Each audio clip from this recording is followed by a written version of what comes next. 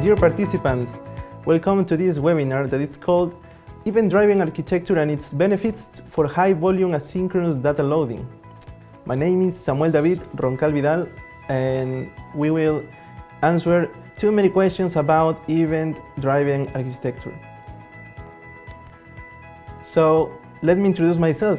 As I said some seconds ago, I am Samuel David Roncal Vidal. I'm Peruvian, and I am a Seventh-day Adventist member. I have a really good motivation for my life, and it's to serve God every day of my life and to serve my family. My wife, my parents, my sisters, and my wife's family are my motivations for every day. I'm also an IEEE student member, and I have some certifications for design thinking, Scrum, and something about deep learning and other things related. I have some experience working on banking sector.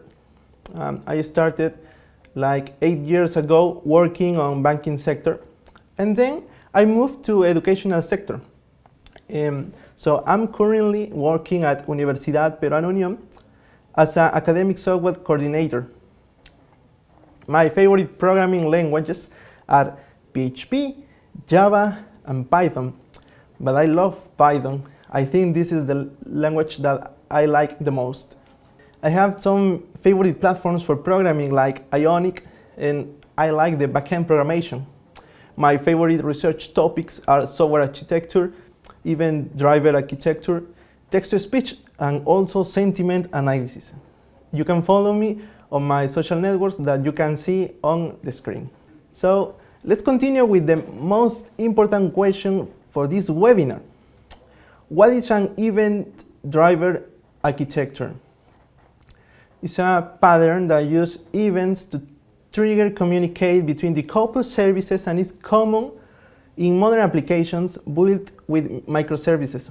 It allows to separate the logic of continuous processing. For example, let's thinking about email dispatching.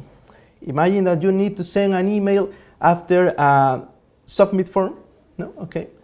So in a traditional way, you add the logic for the send email on the last lines of your code. But you are doing something that is very risky. Imagine if the sending action fails. All your logic will be compromised. So it's better to separate this logic in other place. Event-driven architecture helps you in this kind of cases. It has three key components that are producers, routers, and consumers. So talking about the key components, we can say that event producers generate events through actions. For example, completing a form, making a payment, paying on a web form. Also, you can think about payment validations for detecting fraud. It's another example. And we will see more examples on the webinar. The other key component are event routers. Some experts use also event mesh routers. It allows you to filter and push the events to the correct consumers. So you can have a consumer for email dispatching, a consumer for payment validations, and more things like that. The last component are the event consumers. They listen for events and execute all the tasks that we program on that separated way. So when we put all these three components and we make them interacting, we are using event-driven architecture. Let's talk about the more use cases. We have talked about email dispatching, we have talked about payment processing, we have talked about fraud detection, but also you can do it background tasks. you can use site reliability engineering, so you can do performance monitoring, and you will decrease the error budget. So it will help a lot on your web applications. You can use it for real-time marketing and for data replication. Imagine that you have two databases separated in two schemas. So you can move the data from database 1 to database 2 using a background task in a consumer. And also data loading. You can use it for data loading. Let's talk about the characteristics.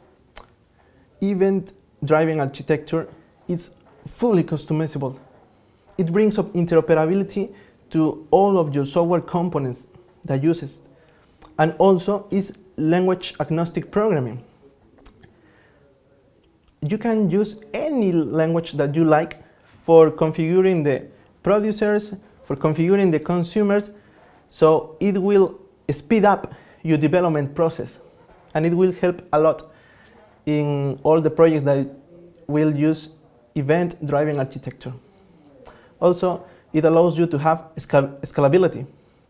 So you can have one server with, 6 consumers, one other dedicated server for 6 more consumers, and separate the things like that. Let's talk about the benefits. We have too many benefits of using event-driven architecture. For example, it reduces the learning curve because you can use any language programming that you like.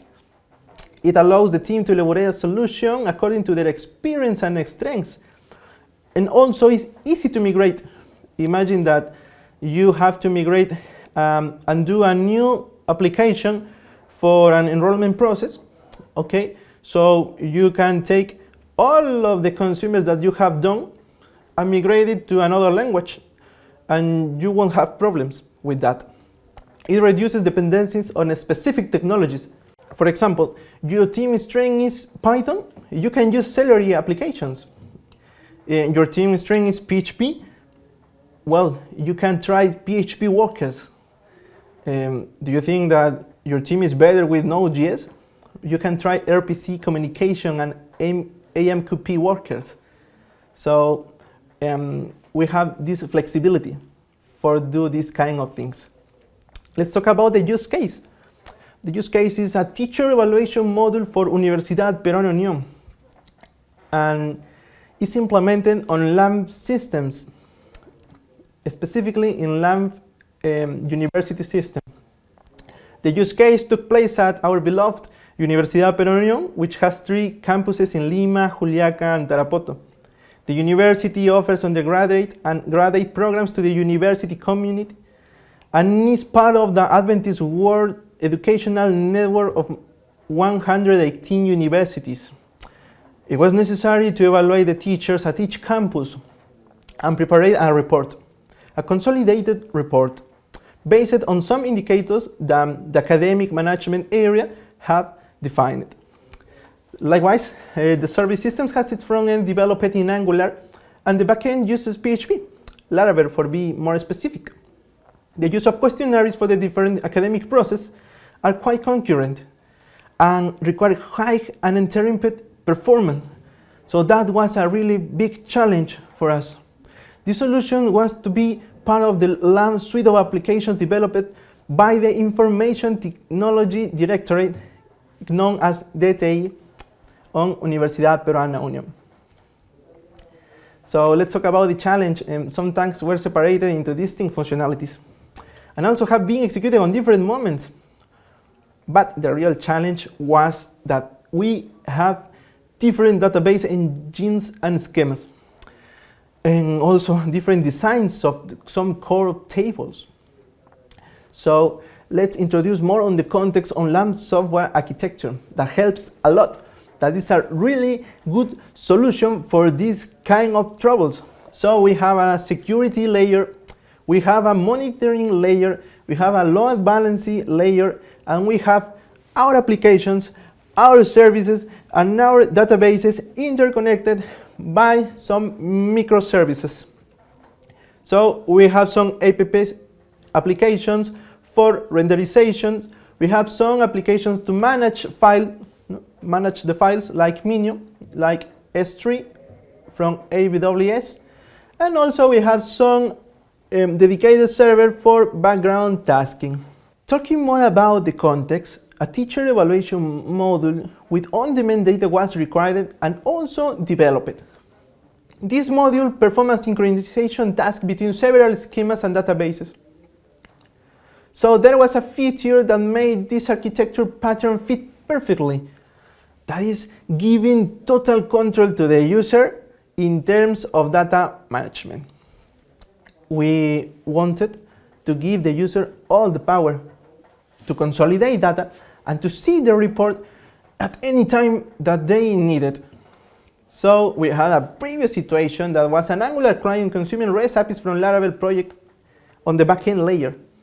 So these APIs were running under a server and were proxied, so they were bound to meet certain conditions, timeout errors, CORS errors. So a task with a long response time would make my software development prone to fail, increasing the error badging rating. That is really bad. So it is true that it's possible to work with referential data through temporary tables, through jobs that were executed at a specific order of the day, but this leads to manually updating process. So we wanted to avoid that. So we didn't want to do manual actions. We don't want to increase the monolith, calling APIs one by one. And so for that reason, we don't want to have redundant API calls. So talking about the solution, where is our event? Our event was sync and consolidate data action. So we put 5 steps to get the goal, and they were analyze the IT infrastructure and implement what is needed to respond to ADA components. Then we identify some event producers, event router, and event consumers to fit our architecture pattern. So we started to make a requirement list where we located software, communication, and infrastructure requirements, enabling ports, enable connections, preparing the logic to trigger events to identify the event status. Then we started with the implementation and testing steps. So we started working on each requirement and make the test for getting the best performance for our solution case. Finally, we have the deploy step, and after fulfilling requirements, it was the time to deploy the solution to each environment, development and productions environment. So we have choose RabbitMQ as an event broker.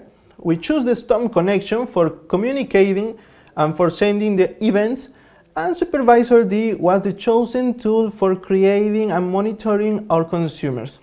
So let's talk about the solution diagram. We had the event producers by one side, that it includes our backend application and front-end application in our case, mainly from our front-end application. Then we publish all the events, and we have the event router layer. So as we said some minutes ago, we used RabbitMQ as an event broker, and we listened all the consumer publishes by Storm connection. Then we had a specific QE for executing the background tasks, and we have all the event consumer layer. So we have an Laravel command consumer for executing the background tasking. And we also upgrade to more consumers, 6 for being specific.